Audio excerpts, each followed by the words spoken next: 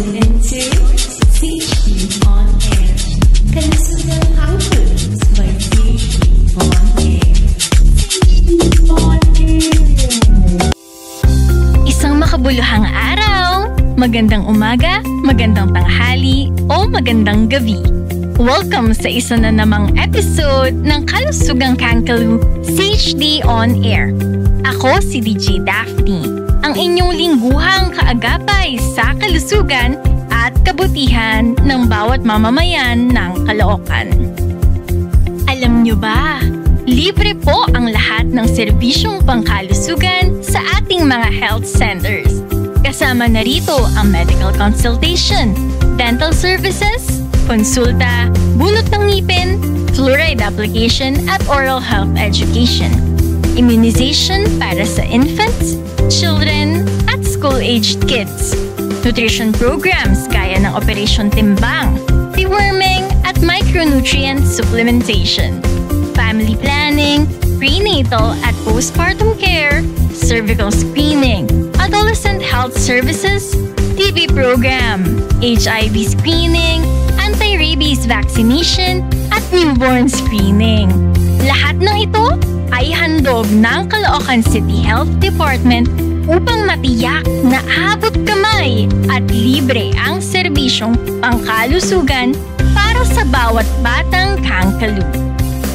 Bukas po ang ating mga health centers mula Lunes hanggang Biyernes, 8 a.m. hanggang 5 p.m. at para sa ating mga lying-in clinics, 24/7 po ang serbisyo. Dahil dito sa Caloocan, walang pinipiling oras ang malasakit. At ngayong araw ay pag-uusapan natin ang isang napakahalaga at napapanahong issue na madalas nating naririnig pero minsan hindi pa rin napag-uusapan ng sapat. Ito ang mental health. Totoo ba talagang tumataas na ang mga bilang ng mga Pilipinong may mental health disorders? At bakit nga ba marami pa rin ang natatakot magsalita tungkol dito? Kasama natin mamaya ang isa sa mga eksperto mula sa Caloocan City Health Department para pag-usapan kung paano natin mapangangalagaan ang ating mental well-being at paano natin matutulungan ang mga kababayan nating tahimik na lumalaban araw-araw. Hi, you're tuned into CHD On Air. Kalusugan Outputs by CHD On Air. CHD On Air. Ayon sa pinakahuling datos ng Department of Health, tinatayang 3.6 milyong Pilipino ang kasalukuyang nakararanas ng mental, neurological at substance use disorders. Ayon pa sa World Health Organization, kabilang ang Pilipinas sa mga bansa sa Southeast Asia na patuloy ang pagtaas ng kaso ng depression at anxiety lalo na sa kabataan. Mula pa noong pandemya, halos doble ang bilang ng mga Pilipinong humihingi ng tulong sa National Center for Mental Health Crisis Hotline, ngunit sa kabila nito, karamihan pa rin sa kanila ay hindi nakakatanggap ng tamang tulong o therapy dahil sa kakulangan ng access, resources at patuloy na stigma. Sa panahon ng social media, peer pressure, family expectations, academic burnout at relationship stress, marami pa rin ang nagsasabing, "Sus, parang yan lang? Ako nga eh." O kaya, "Nasa utak mo lang yan. O kulang ka lang sa dasal." Pero kailan pa nga ba naging kahinaan ang pag-amin na tayo ay nahihirapan? Bakit kapag pisikal na sugat, agad nating pinapagamot, pero kapag sugat na sa loob, tinatago, tinatawanan, o tinatanggi? Para mas maunawaan natin ang mga isyung ito, makakasama natin ngayon ang isa sa mga haligi ng mental health advocacy at ang mental health program coordinator ng Caloocan City Health Department, si Dr. Alessandra Karanina N. Decapia, para pag-usapan ang pagtaas ng mga kaso ng mental health disorders at kung paano tayo bilang isang komunidad ay maaaring makakatulong at makiramay sa mga kababayang dumaraan sa ganitong laban. Hi, you're tuned into CHD on Air. Kalusugang Hangtulis by CHD on Air. Gandang araw po, Dr. Alessandra! Welcome po sa Kalusugang Kankalu CHD on Air. Maraming salamat po sa pagtanggap sa aming invitation for today. Magandang araw at thank you rin sa pag-invite sa akin, DJ Daphne. Agree ako sa mga sinabi mo. Dumadami na talaga ang mga taong nagkakaroon ng mental health concerns, kaya mabuti na nagkakaroon ng mga platforms katulad nito para mapag-usapan at mag-promote na rin ng awareness tungkol dito. Alam niyo po, Doktora, one of the goals of Kalusugang Kankalu CHD on Air is to talk about the issues and health concerns na minsan hindi ganun kadaling pag-usapan. Like mental health. Kasi kahit madalas na natin itong naririnig ngayon, marami pa rin ang nahihirapan o nahihiyang mag-open up tungkol dito. Kaya napakahalaga ng talakayan natin today, lalo na't marami sa ating mga Caloocan residents, mapakabataan, magulang, o regular na manggagawa ang nakakaranas ng stress, anxiety o burnout sa araw-araw na laban ng buhay. So this day, let's take this opportunity to understand it better with your help, Dr. Alessandra. I just have a few questions for you po, Doc. Are you ready for the challenge? Yes, ready na for the challenge. Alright, Doktora, for our listeners po muna, paano po ba natin in the simplest way mapapaliwanag kung ano ang ibig sabihin ng mental health? Isa sa mga misconceptions about mental health ay para lamang ito sa mga may sakit sa utak. Pero ayon sa World Health Organization, ang kalusugang pangkaisipan o mental health ay hindi lang kawalan ng sakit sa pag-iisip. Ito ay isang estado ng kabuuang kagalingan kung saan kayang kilalanin at tanggapin ng isang tao ang sarili niya, nakakayanan niyang harapin ang mga normal na stress ng buhay, nakakapagtrabaho siya ng maayos at nakakagawa siya ng positibong ambag sa kanyang komunidad. Yun pala yun. Pero based on your experience po sa Caloocan City Health Department, ano po yung mga karaniwang mental health concerns na lumalapit sa inyo o napapansin nyo sa ating mga citizens? Sa experience namin sa Caloocan City Health Department, ang mga pinakakaraniwang mental health concerns na lumalapit sa amin ay anxiety at depression. Yung anxiety, ito yung sobrang pag-alala o takot kahit minsan wala namang malinaw na dahilan. Madalas sinasabi ng pasyente na hindi sila mapakali, laging kinakabahan o hirap makatulog dahil sa dami ng iniisip. Yung depression naman, ito yung matinding lungkot na hindi agad nawawala. Minsan, pakiramdam ng tao wala nang saysay ang buhay. Ayaw kumilos o wala nang ganang gawin kahit dati nilang gusto. Parehong seryosong kondisyon ito, pero magagamot at malalampasan kung may tamang suporta at tulong mula sa pamilya, kaibigan at mga health professionals. Pero simula pa nung pandemic, marami ang nagsasabi na mas tumaas ang mga cases ng depression at anxiety. Is this the same case for Caloocan? At paano po ito nakakaapekto sa ating mga residente? Oo, pareho rin ang sitwasyon dito sa Caloocan. Simula noong pandemic, mas marami talaga ang nakaranas ng depression at anxiety. Maraming nawalan ng trabaho, nagkaproblema sa kabuhayan at matagal na nahiwalay sa mga mahal sa buhay. Kaya dumami ang stress, takot at lungkot ng mga tao. Dahil dito, apektado ang pang-araw-araw na gawain ng mga residente. May mga nahihirapang mag-focus sa trabaho o pag-aaral, madaling magalit o mainis at nahihirapan makatulog o makihalubilo sa iba. Kaya malaking tulong talaga ang pagpapalakas ng mental health programs at pagpapakalat ng kaalaman para matulungan silang makabangon at humingi ng tulong sa tamang paraan. Pero may mga nagsasabi rin po na kailangan lang ng disiplina o dati di naman ganyan o kulang lang naman yun sa dasal. How will we explain and break the stigma na ang mental health concerns po ay hindi simpleng face lang o na masyadong mahina lang ang loob? Alam mo, Minsan, nakakapanlo mo marinig yung mga sinasabi ng iba tungkol sa mental health na ganyan. Hindi totoo na ang mental health concerns ay dahil lang sa kulang sa disiplina o mahina ang loob. Katulad ng ibang sakit sa katawan, ang problema sa pag-iisip at emosyon ay may totoong dahilan. Ang mga taong may mental illness, lalo na yung clinically diagnosed, ay may totoong pagbabago sa chemical balance ng utak. Ibig sabihin, biological ito, hindi lang emosyonal. Ang depression at anxiety ay hindi basta phase lang na lilipas kapag pinilit.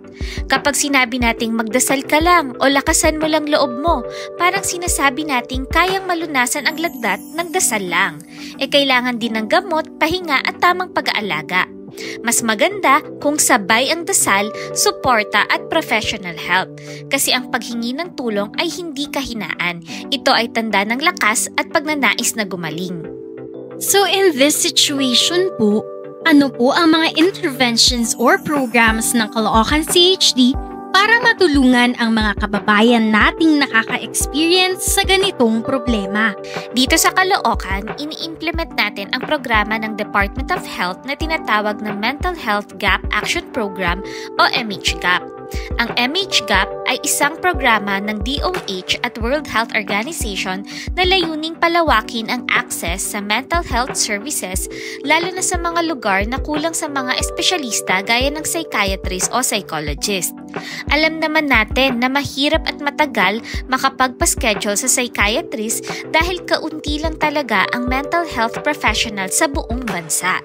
Ayon sa datos, 1% lang ng global health workforce ang nagtatrabaho sa mental health, kaya marami ang hindi agad natutulungan. Ang solusyon ng DOH sa ilalim ng MHGAP ay turuan at sanayan ang mga doktor at nurses sa mga health center para sila mismo ang makapag-assess at makapag-manage ng mga karaniwang mental health conditions katulad ng anxiety, depression at iba pa. Sa ganitong paraan, hindi na kailangang maghintay ng matagal para makakuha ng tamang tulong. May access na agad na serbisyo sa mismong health center. Dito sa Caloocan, halos lahat ng health centers natin ay may at least isa na trained sa MHGAP. Ibig sabihin, kung may lumapit na pasyente na may sintomas ng depression o anxiety, marunong na ang ating mga health workers kung paano ito i-assess, i-counsel, magbigay ng gamot at kung kinakailangan, i-refer.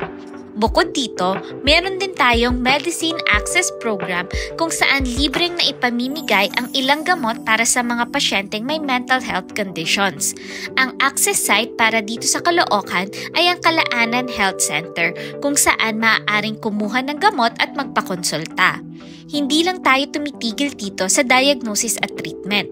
Patuloy din tayong nagsasagawa ng mga mental health awareness lectures at community education activities para maalis ang stigma at mahikayat ang mga kababayan nating lumapit at humingi ng tulong kapag kailangan. Doc, nowadays, ang dami na po talagang naging open about mental health, which is good. Pero minsan, may mga ibang nagiging too self-diagnosed dahil lang sa mga nakikita sa social media.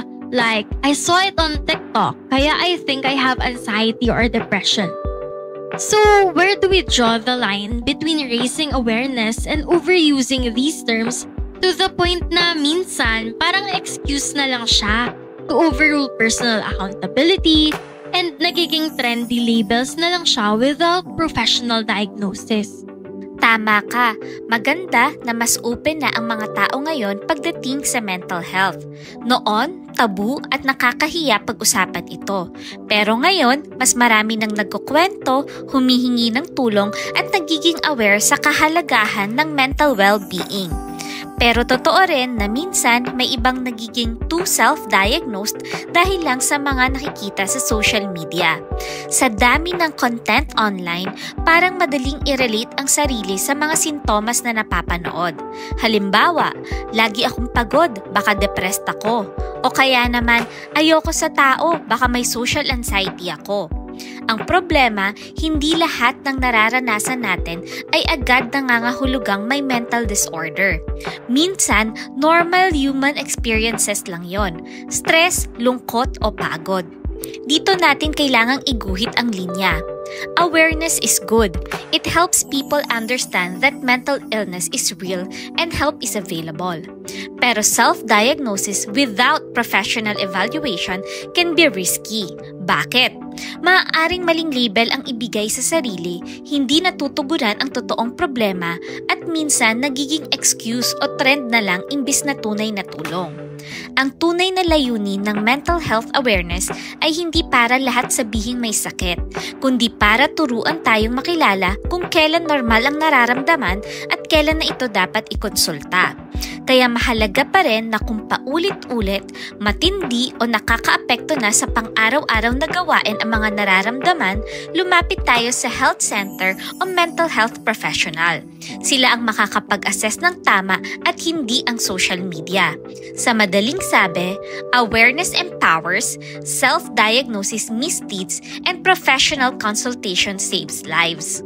With this said, how do you think we can make mental health conversations feel more normal sa workplace, schools, or even sa bahay para hindi nakakahiya o nakakatakot pag-usapan?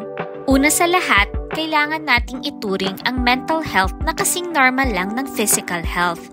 Kung kaya nating magkwento na masakit ang ulo o pagod ang katawan, dapat kaya rin nating sabihin na nai-stress ako, nalulungkot ako o kailangan ko ng pahinga. Walang hiya o kahinaan doon. Tanda yun ng pagiging tao. Sa workplace, pwedeng magsimula sa simpleng bagay gaya ng pagkakaroon ng mental health breaks, open door policy o safe space kung saan pwedeng mag-open up ang mga empleyado. Sa schools, mahalaga na kasama sa usapan ang emosyon, hindi lang academics. Pwedeng magkaroon ng guidance talks, peer support groups at mental health awareness activities para maramdaman ng students na normal lang makaramdam ng pagod, pressure o anxiety at okay lang humingi ng tulong. Sa bahay naman, nagsisimula ito sa pakikinig ng walang panghuhusga. Minsan kasi simpleng, kamusta ka talaga?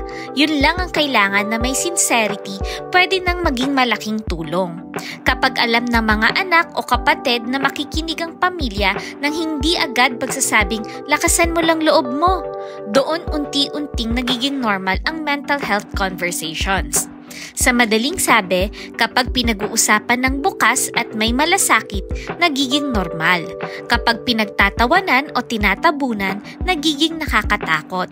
Kaya kung gusto nating gawing normal ang mental health, magsimula tayo sa pagiging mabuting tagapakinig at huwag matakot maging totoo. Para naman po sa mga family or friends, paano nila pwedeng suportahan ang isang taong nalulungkot o parang may pinagdadaanan na mental health struggle nang hindi nagiging judgmental o nakaka-pressure? Since hindi naman lahat gusto talagang mag-open up dahil ayaw nila maging burden sa iba, di ba? Una, makinig ng walang panghuhusga. Minsan, hindi nila kailangan ng solusyon. Kailangan lang nila ng taong makikinig at hindi agad huhusga o magmamadaling magpayo. Pangalawa, iparamdam na nandyan ka lang. Hindi kailangang pilitin silang mag-open up agad. Pwedeng simpleng, nandito lang ako kung gusto mong magkwento. O kaya naman, kasama mo ako kahit tahimik lang tayo. Minsan, sapat na yon para maramdaman nilang hindi sila mag-isa. Pangatlo, maging mahinahon at maunawain. Iwasan ang mga linyang tulad ng, ang dami mong iniisip o lakasan mo lang loob mo. Mas mabuting sabihin, ang hirap niyan, pero nandito ako. At kung nakikita mong lumalala o delikado na ang sitwasyon, tulungan silang lumapit sa professional. Hindi mo kailangang ayusin ang nararamdaman nila. Sapat na, minsan maramdaman nilang hindi sila nag-iisa. For parents or teachers listening right now naman po, paano po nila malalaman kung yung batang tahimik ay okay lang o kung may pinagdadaanan na pala talaga? Are there early warning signs that they should look out for? Totoo yan. Hindi lahat ng tahimik ay okay at hindi rin lahat ng umiiyak ay may sakit sa isip. Kaya mahalagang maging mapanuri pero mahinahon ang mga magulang at guro. Ilan sa mga early warning signs na pwedeng bantayan ay, una, bigla ang pagbabago sa ugali. Pwedeng dati masigla pero ngayon parang walang gana o laging iritable. Pangalawa, pagbabago sa tulog o pagkain. Pwedeng sobrang tulog o halos hindi natutulog o kaya naman walang ganang kumain o sobra naman. Pangatlo, paglayo sa mga kaibigan o sa dati nilang gustong gawin. Pang-apat, pagbaba ng performance sa school o ayaw ng pumasok.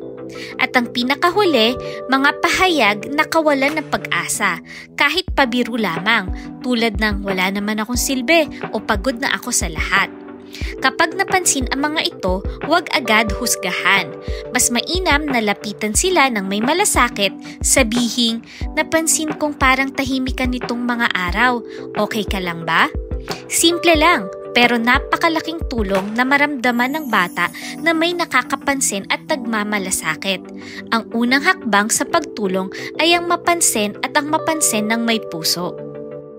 Now, based on your experience as a mental health program coordinator naman po, ano po yung biggest challenge in raising knowledge and awareness on mental health in our local community?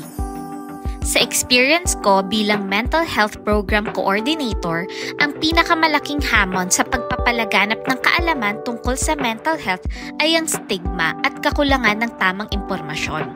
The biggest barrier is not the illness itself, but the silence that surrounds it. Hanggang ngayon, marami pa ring naniniwala na ang mental health problems ay dahil lang sa mahina ang loob, kulang sa dasal o arte lang. Dahil dito, maraming natatakot o nahihiyang lumapit sa health center kahit matindi na ang pinagdadaanan nila. Kaya patuloy ang aming pagsisikap na magbigay ng community lectures, trainings at mental health awareness campaigns para unti-unting mabago ang pananaw ng mga tao na ang mental health ay hindi kahinaan, kundi bahagi ng ating kabuuang kalusugan.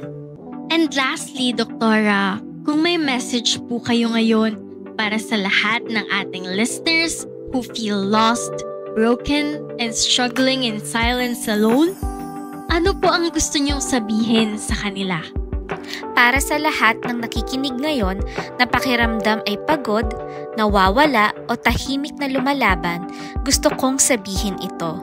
Hindi ka nag-iisa. Ang bigat na nararamdaman mo ay totoo at may karapatan kang huminga, magpahinga at humingi ng tulong. Ang paghingi ng tulong ay hindi kahinaan. Ito ay tanda ng lakas at pag-asa. May mga taong handang makinig, may mga lugar na handang tumulong, at may mga pagkakataong darating para gumaan ulit ang pakiramdam mo. Huwag kang sumuko sa araw na mahirap dahil may bukas pa na pwedeng maging magaan. At kung hindi mo maramdaman ang liwanag ngayon, okay lang. Minsan, sapat na muna na patuloy kang humihinga. Mental health problems don't define who you are. They are something you experience. You walk in the rain and you feel the rain, but you are not the rain. Grabe, ang ganda po ng mga paalala nyo, Dok. Kasi totoo, no? Hindi lahat ng laban ay nakikita. At minsan, yung mga ngiti, tawa, na akala mong totoo, mask lang pala yun para itago lahat ng sakit. To our valued listeners, kung may kakilala kayong tahimik lang, pero tila mabigat ang dinadala, kamustahin nyo? Walang mawawala sa isang kamusta ka, pero baka may maliligtas kayong buhay. At kung kayo man mismo ang nakakaramdam ng bigat, pagkalito o pagod na hindi mapaliwanag, tandaan nyo, hindi kayo nag-iisa. Normal na mapagod, normal na malungkot, hindi kahinaan ang huminto saglit para huminga. Subukan niyong kausapin ang taong pinagkakatiwalaan nyo, isang kaibigan, kapamilya. Kasi minsan sapat na yung may nakikinig. At kung kailangan nyo ng profesional na tulong, huwag kayong mahihiyang lumapit. Ang Caloocan City Health Department ay may mga programang handang umalalay. Bukas po ang aming Image Gap program para sa lahat ng nangangailangan. At narito rin ang National Mental Health Crisis Hotline sa 1553 o 0966-351-4518 sa Globe at 0917-639-2672 naman sa Smart. Isang tawag lang, may makikinig na. Ang mahalaga, huwag niyong kimkimin mag-isa. Dahil sa bawat laban na pinipili niyong harapin, may pag-asang naghihintay sa dulo. Hi, you're tuned into CHP on Air. Kalusugang Hangtunes by CHP on Air.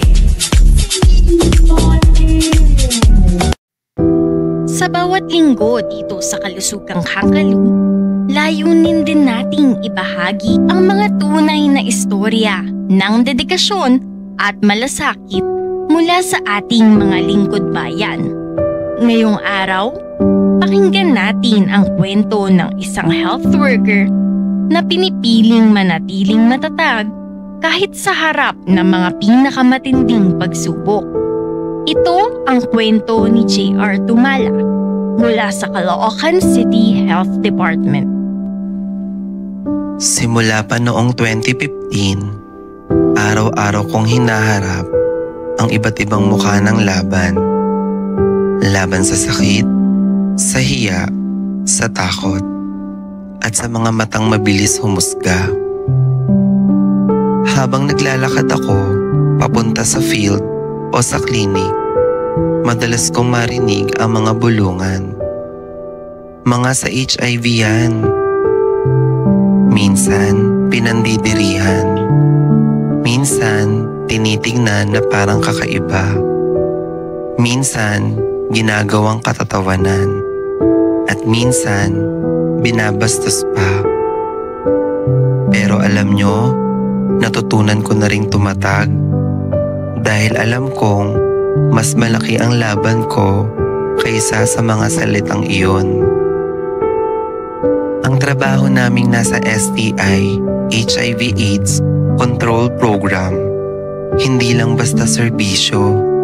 Ito ay isang panata, isang misyon ng pag-asa at pag-unawa. Araw-araw may lumalapit na takot, nalilito o tahimik lang. At sa bawat isa sa kanila, pinipili kong makinig dahil minsan hindi gamot lang ang kailangan nila, kundi pag-unawa na siyang tunay na lunas. Oo, may mga araw na pagod ka na. Yung bigat ng kwento ng iba, parang pasan mo na rin. Pero sa tuwing may magsasabing, "Salamat po, dahil sa inyo, nagkaroon ako ng lakas ng loob." Doon ko nararamdaman lahat ng pagod, may saysay. Ang pagiging lingkod bayan, hindi para sa mahina. Mahirap, pero kakayanin. Dahil sa bawat taong natulungan, sa bawat kabataang natuto, at sa bawat buhay na nailigtas, alam mong may kabuluhan ang bawat patak ng pawis at luha. At sa pagtatapos ng araw, hindi mahalaga kung sino ang naniwala o hindi. Ang mahalaga na ipaglaban mo ang tama at nagsilbi ka ng may puso. Tunay ngang isang inspirasyon si JR. Isang lingkod bayan na naglilingkod hindi lamang sa oras ng trabaho, kundi pati sa oras ng pangunawa. Para sa mga tulad niyang patuloy na nagdadala ng pag-asa sa gitna ng hamon, isang taos-pusong pagpupugay mula sa Kalusugang Hangkalu, CHD on Air.